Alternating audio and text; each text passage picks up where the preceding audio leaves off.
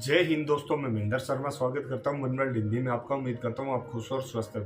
दोस्तों ये दिखाते हैं पाक मीडिया की एक और लेटेस्ट डिबेट, क्योंकि अभी हाल ही में जो पाकिस्तान की राजनीति में जो सियासी भूचाल आया हुआ है उसमें हर कोई बुद्धिजीवी अपनी राय दे रहा है। और कहीं ना कहीं इमरान खान की जो यूथ ब्रिगेड है वो हर जगह एक्टिव हो चुकी है और गाली गलौज पे उतरी हुई है, क्योंकि ये सत्ता तो चला नहीं पाए और कहीं ना कहीं पाकिस्तान को एक ऐसे गर्त में डाल दिया है आज के समय इमरान खान ने कि उसको उबारना बहुत ज़्यादा मुश्किल हो चुका है। तो इसी प्रकार की विश्लेषण इस डिबेट में साजिद तरार और आरजू काजमी ने की है। तो दोस्तों देखिए डिबेट और कमेंट में अपनी प्रतिक्रिया जरूर दें। लास्ट में आपसे रिक्वेस्ट करूँगा, चैनल पर नए हैं तो चैनल को सबसे पहले सब्सक्राइब करें, लाइक शेयर कमेंट जरूर करें। दोस्तों जय हिंद, वंदे मातरम, भारत माता की जय। दोस्तों फिर आखिरी बात यह है कि शायद यह उनके साथ मुखलिस नहीं, जो इनको ये मशवरा देते रहे जो कल रात को हुआ है। अगर ये एमक्यूएम की जब एमक्यूएम ने छोड़ा था, अगर खान साहब उसी दिन शाम को रिजाइन दे देते बावकार तरीके से, तो दोबारा एंट्री इनके लिए बड़ी आसान हो जानी थी। लेकिन इन्होंने जिस तरीके से ड्रैग किया,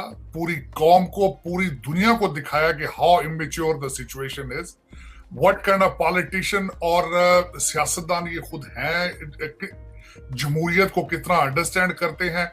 इन्होंने ना सिर्फ अपनी जग हसाई कराई बल्कि पाकिस्तान को एक ऐसा नुकसान पहुंचाया है, बिलखसूस वजारत खारजा और फॉरेन पॉलिसी को, जिसको आने वाले दिनों में हमारी नस्ल को, पाकिस्तानियों को बहुत टाइम लगेगा उसको ठीक करने में।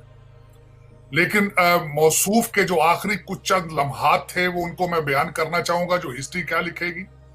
कि खतरनाक खान जो कहते थे कि मैं इतना खतरनाक हो जाऊंगा कि दुनिया देखेगी, वो जाती दफा एनआरओ मांगते रहे, वो जाती दफा मिन्नतें करते रहे कि मुझे नैब की गारंटी दे दें, मुझे केसेस की गारंटी दे दें तो मैं घर चला जाता हूं। जाती दफा उन्होंने कोशिश की कि बिलावल को वजीर आजम बना लें, शहबाज शरीफ को ना बनाएं।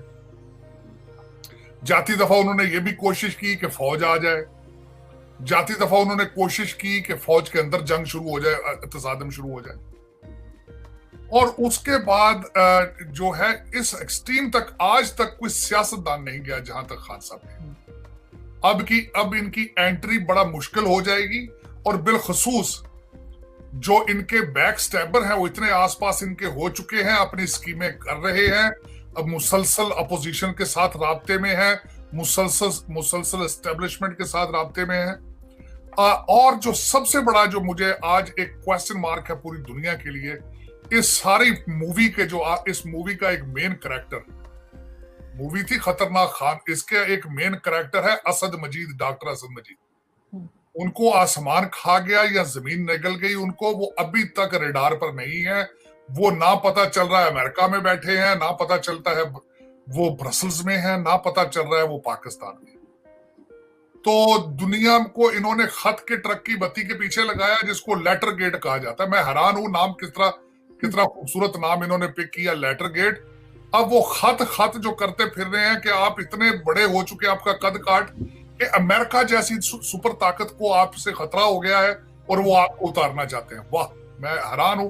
जिसने भी ये स्क्रिप्ट लिखा है बहुत इंटेलिजेंट आदमी। अब मैं ये पूछना चाहूंगा इनसे कि पंजाब के अंदर भी अमेरिका इन्वॉल्व है, वहां पे भी आपने आइन की धज्जियां उड़ा दी हैं, वहां भी आपको 183 पीटीआई के एमपीएस में से एक भी बंदा पीटीआई का नहीं मिला, और जिस बंदे के साथ सिर्फ 3 एमएनएस के टिकट है आपने उसको चीफ मिनिस्टर बना दिया। वाह, आफरीन है भाई आपकी अकल पे, मैं तो हैरान हूं। दुनिया सारी उम्र वहां रगड़े खाती रही है आपके साथ 20-20 साल, 183 बंदों में से आपको एक भी बंदा पीटीआई का नजर नहीं आया। और फिर उसके बाद में ये दूसरा क्वेश्चन होगा, एमक्यूएम को भी पैसे, एमक्यूएम भी जो अमेरिका के इशारे पे चेंज कर गई। आपने कैसे ये स्टोरी बनाई है? और मैं मुसलसल ये कह चुका हूं कि डॉक्टर असद मजीद साहब की कुर्बानी दी गई क्योंकि वो हार्डकोर पीटीआई सपोर्टर थे। स्पीकर साहब की कुर्बानी दी गई क्योंकि खान साहब खुद किसी चीज को अपने ऊपर नहीं लेना चाहते थे। डिप्टी स्पीकर की कुर्बानी दी गई जो कि, और खुद चुपके से तंग गली से बनीगाला निकल गए। और सर अभी तो ये भी कहा जा रहा है कि जो केपीके के गवर्नर है उन्होंने भी कहा है कि जी मैं रिजाइन कर दूंगा अगर शहबाज शरीफ साहब आए। मगर सर कल पूरा दिन जब पीटीआई नहीं रही, जब उनका प्राइम मिनिस्टर नहीं रहा, तो मैं समझता हूं उनको तो उसी रात में उसी रात में चाहिए तो इस्तीफे देते। वो आज तक क्यों बैठे हैं गवर्नर हाउसेज में और पब्लिक फंडिंग को एंजॉय कर रहे हैं? वो उनका कोई जवाब नहीं है। उनको तो फौरन चाहिए निकल जाए। और जो मैं अगली बात करना चाह रहा था कि इस वक्त इनके चहेते जो ये लौंडे इंपोर्टेड लौंडे लपाड़े लेकर गए हैं, ये इंग्लैंड से और अमेरिका से और कनाडा से, नॉन इलेक्टेड अनइलेक्टेड, इन्होंने मशवरा दिया कि जी हम इस्तीफे देंगे। और यार ये बात सुनो, 155 में से आपके 20-25 तो पहले ही भाग चुके हैं भाई। अब 20-25 और भागेंगे और उसके बाद बचेगा 100 बंदा आपके पास। 100 पे अगले कराएंगे जिमनी इलेक्शन और जीतेगा वो जो इस्लामाबाद में बैठा होगा। आप घर चले जाओगे परमानेंटली, ये मशवरा देने वाले। और मैं आखिरी बात 2 पॉइंट और बताना चाहूंगा आरजू आपके इस हवाले से कि इनका मुस्तकबिल क्या है। इनका मुस्तकबिल ये है कि जिस बंदे ने अलीम खान की बैक स्टैबिंग की हो, जिस बंदे ने जहांगीर तरीन, जिस बंदे ने अपनी और मोहसिन बेग जैसे लोगों को जो उनके साथ इबरत का निशाना बनाया गया है, अपनी एटीएम्स सारी तोड़ दी खुद ही अपने हाथों से। तो ये भाई फूंकों के साथ सियासत नहीं होती, पैसा चाहिए होता है। आप बिल्कुल ठीक कह रहे हैं, लेकिन तो सर साथ साथ जी पैसा कौन लगाएगा? पैसा कौन? हाँ, एक दो लौंडे लपाड़े हैं मेरे ख्याल में, सारे कारोबारी लोगों के बच्चे हैं। वो तो इस तरह खुल दिल से पैसे नहीं लगाएंगे, वो तो भाग जाएंगे जहां से आए हैं। सर कोई नया मुर्गा पकड़ेंगे क्या? ये पकड़ना चाहिए, मैं समझता हूँ। देखें, दो चीजें आरजू के को खान साहब का मैंडेट क्या था? अकाउंटेबिलिटी। अगर ये नहीं ला सके, कौम की एपेटाइट तो है ना अकाउंटेबिलिटी की, कि पाकिस्तान में ये जो करप्शन का बाजार गर्म है, आप जो 140 नंबर पर है, ये हालात बेहतर हो, कौम के अंदर वो एपेटाइट तो ठीक नहीं कर सके, तो वो एपेटाइट इनके ऊपर खुलनी चाहिए ना, इनके ऊपर केसेस होने चाहिए। लेकिन सर केसेस तो है। ये जा रहा है कि 3200 अरब रुपए की करप्शन के हिसाब ताब है वो जो लेने वाले हैं। देखिए बीआरटी बनाया इन्होंने यहां तक के कोविड तक के पैसे नहीं छोड़े, तो फिर वो कहां से पूछना तो पड़ेगा। सोसाइटी ने अगर एग्जिस्ट करना हो तो लॉ एंड ऑर्डर के क्वेश्चन होते हैं, उनको जवाब देना पड़ता है। बिल्कुल सर, इनके ऊपर भी कई केसेस ऐसे हैं जो खुल सकते हैं और इसलिए भी ये कुछ घबराए हुए हैं। लेकिन सर कल की अगर हम बात करें तो कल सारा दिन सुबह 10 बजे से लेके रात के 2 बज गए। ये फैसला पहले नहीं किया जा सकता था कि ये चले जाएं? पता इन्होंने इतना ड्रामा किया, उसके बाद इनके स्पीकर साहब ने रिजाइन कर दिया, डिप्टी स्पीकर ने रिजाइन कर दिया, किसी तरीके से वोटिंग नहीं होने दे रहे थे। सुबह से रात हो गई और इस्लामाबाद में मैं मौजूद हूँ, रेंजर्स यहाँ पे घूम रहे थे, पुलिस वैन वहां खड़ी कर दी गई थी। आपको क्या लगा वहां पे? आप जैसे अमेरिका में, आपको देख के क्या लग रहा था पाकिस्तान में क्या होने जा रहा है? देखिए, इसके बारे में एक तो मैं हवाला देना चाहता हूँ, बीबीसी उर्दू का जो आर्टिकल है वो उन्होंने लिख के पूरी दुनिया को बता दिया कि वहां पे क्या हो रहा था। अगर उसको किसी पे गुंजाइश हो कि शायद अब कह रहे हैं कि वो गलत आर्टिकल था, तो वो पागल थे जिन्होंने जाके इस्लामाबाद हाई कोर्ट में पिटीशन की थी। वो पिटीशन इस चीज की गवाही है कि इनके इरादे यही थे, और अगर इनके इरादे यही थे तो फिर दुनिया वॉशिंगटन डीसी में यही देख रही है ना कि आप बनाना रिपब्लिक हो, कि आप इक़्तिदार की कुर्सी तक चिमटे हो बगैर लेजिस्लेशन में, असेंबली के अंदर मेजॉरिटी होने के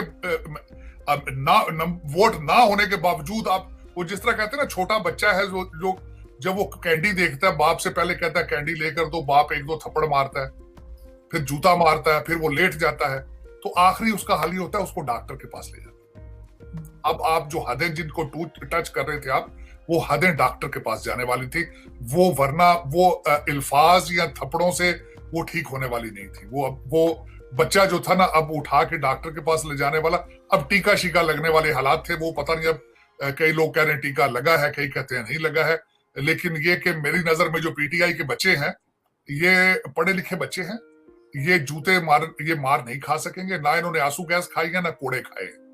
ये बच्चे फौरन भाग जाएंगे, अपने बिलों में घुस जाएंगे, अपने वालिदैन के पास चले जाएंगे। ये अमीर घरों के खराब बच्चे थे, ये सारे बिगड़े हुए, तो ये फौरन अपने घरों में चले जाएंगे, अपने माँ बाप के पास खर्चे पे चले जाएंगे, और खान साहब के पास सिर्फ 2-4 लौंडे लपाड़े बचेंगे, और 2-3 एमएनए लेके ये डेस्क बजाते रहा करेंगे असेंबली में। फ्यूचर खत्म है। उसकी वजह ये है, इन्होंने दुनिया को बता दिया है कि ना ये मैंडेट के साथ सिंसियर थे, ना दोस्तों के साथ सिंसियर हैं, ना इस्लाम के साथ सिंसियर हैं, ना ये पाकिस्तान के साथ सिंसियर।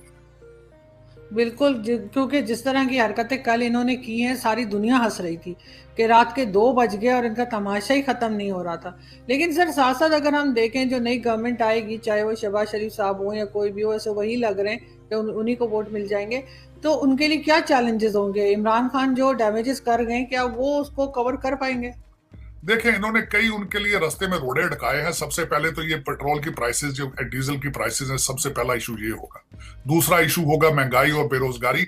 और तीसरा सबसे बड़ा उनके ऊपर जो जिम्मेदारी है, ये जो 32 अरब रुपए की करप्शन है, ये फरा बीबी है, ये इस तरह के जो ये ड्रामे चल रहे हैं, इनका मुहासबा करना, इनकी अकाउंटेबिलिटी करना। मुझसे कल किसी ने पूछा है कि जी वो तो शहबाज शरीफ साहब ने कहा है तो हम तो भाई ओपन माफी का ऐलान कर देंगे। अरे भाई, वो तो एक पॉलिटिकल करेक्टनेस की स्पीच थी, वो तो सियासी तौर पे एक स्पीच देनी होती है। लेकिन जो कौम उबल रही है पिछले 5-10 साल से कि करप्शन का कुछ किया जाए, तो किसी ने तो इस बिल्ली के गले में घंटी बांधनी है भाई। तो वो कहीं ना कहीं से तो ये अकाउंटेबिलिटी शुरू करनी पड़ेगी इनको। वो ECL लिस्ट भी बनानी पड़ेगी, और बल्कि बन चुकी है, कुछ लोगों के नाम तो आ चुके हैं उसमें, तो वो भी बनेगी। और उसके बाद ये कि नैब को भी रीऑर्गेनाइज किया जाएगा। और ये सारा कुछ, राना सनाउल्लाह साहब भी यही हैं, मोहसिन बेग साहब भी यही हैं, ये सारे